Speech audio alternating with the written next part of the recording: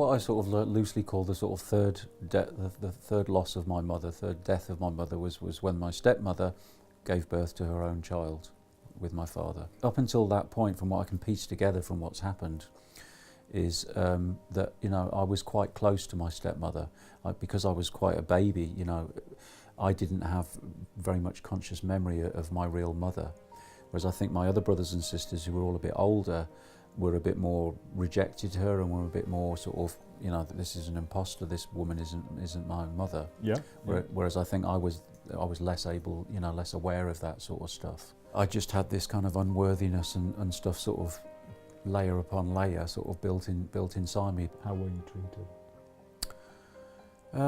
We were treated as an inconvenience. My dad wasn't really there very much, but it felt like from my mum it was always, you know, all this work that you're creating for me. And whenever anything that we stepped out of line a little tiny bit, like I remember just something simple like going out and playing. I used to love going and running around in the fields and, you know, making dens and bows and arrows and all that sort of stuff with my friends. And invariably we'd come, you know, I'd end up with water in my wellies or something, you know, wading through a stream. And I remember that was like one of the biggest crimes, you know. So you'd get home, I knew that my stepmom would check my wellies, and I knew I would get a beating, and I knew that I'd really be in the doghouse. It was, you know, you would get a good few clouts around the head or whatever, or a kick, or she used to hit us with whatever shoes she was wearing or whatever she had in her hand. Well, okay.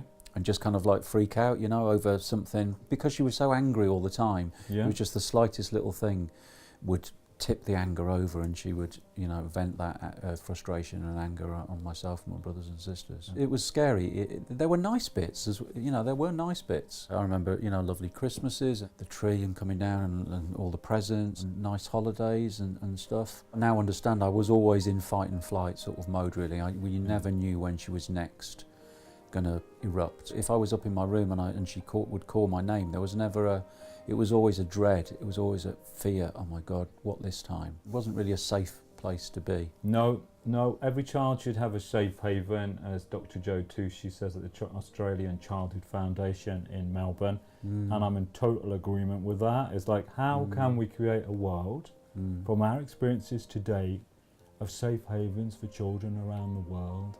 How can we do that?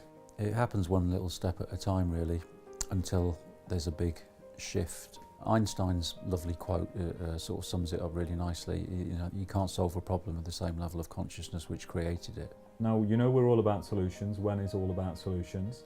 So let's look about what is the solution then? What is the solution to that problem? What's the first step? Because I notice, you know, we're talking about stepping stones in the mist here. We're talking about one step at a time. What's the first step that needs to happen in your eyes?